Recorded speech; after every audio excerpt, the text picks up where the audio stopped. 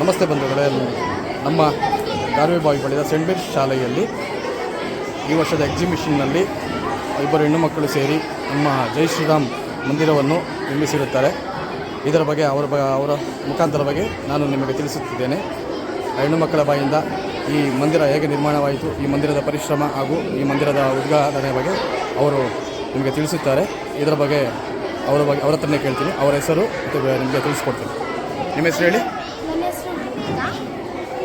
ನಾನು 7ನೇ ತರಗತಿ ವಿಭಾಗದಲ್ಲಿ ಓದುತ್ತಿದ್ದೇನೆ. ಇದು ರಾಮ ಮಂದಿರ. ನಮ್ಮೆಲ್ಲರ ಹೆಮ್ಮೆ. ಇದು ದೇವಾಲಯವಾಗಿದೆ. ಇದನ್ನು ನಾವು ಇದು ದೇವಾಲಯವಾಗಿದೆ. ಶ್ರೀರಾಮನ ಜನ್ಮಭೂಮಿ. ಅದು ಅಯೋಧ್ಯೆಯಲ್ಲಿ ಅಯೋಧ್ಯೆಯಲ್ಲಿದ್ದು ಶ್ರೀರಾಮನ ಜನ್ಮಭೂಮಿ. ಇದನ್ನು ನಮ್ಮ ನೆಚ್ಚಿನ ಭಾರತದ ಪ್ರಧಾನಮಂತ್ರಿಗಳಾದ ನರೇಂದ್ರ ಮೋದಿಯವರ ನೇತೃತ್ವದಲ್ಲಿ ಇದನ್ನು ನಿರ್ವಹಿಸಲಾಗಿದೆ.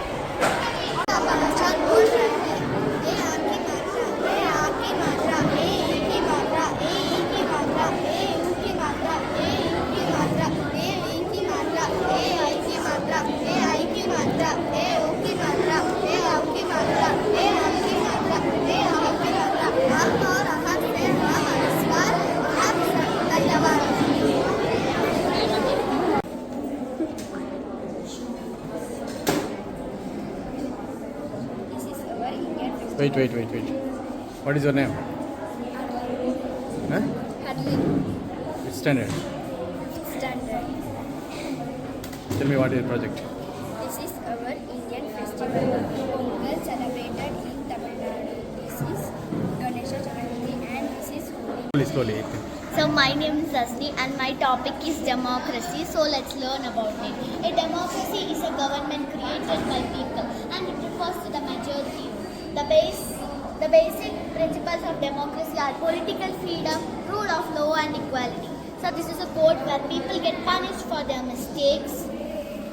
And this is Bhimrao Ramji Ambedkar who made Indian constitution. This is our father of nation Gandhiji. This is Subhash Chandra Bose, a great leader of our nation.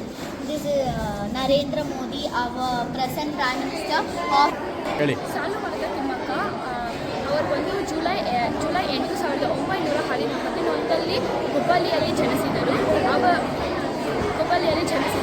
ಅವರು ಇವಾಗಲೂ ಇದ್ದಾರೆ. ಅವರು ಬಂದು ತುಂಬ ಮರ ಅವರನ್ನು ಎಷ್ಟೊಂದು ಮರ ಈ ಎಲ್ಲ ಜೀವನವನ್ನು ಮಾಡೋಕ್ಕೆ ಮರ ಅವ್ರಿಗಿದ್ದು ಇವಾಗ ತನಕ ಎಷ್ಟು ಯಾವುದೋ ಜಾಸ್ತಿ ಇನ್ನೂ ಸಿಕ್ಕಿಲ್ಲ. ಮೀನ್ಸ್ ಅವಾರ್ಡ್ ಏನೋ ಅಷ್ಟು ಸಿಕ್ಕಿಲ್ಲ. ಅವರು ತುಂಬ ಇವಾಗ ಟ್ರೀಸ್ ಎಲ್ಲ ತುಂಬ ಇದು ಮಾಡ್ತಾರೆ. ತನ್ನ ಮಕ್ಕಳ ರೀತಿಯಲ್ಲಿ ಮರಗಳನ್ನು ಬೆಳೆಸಿದರು.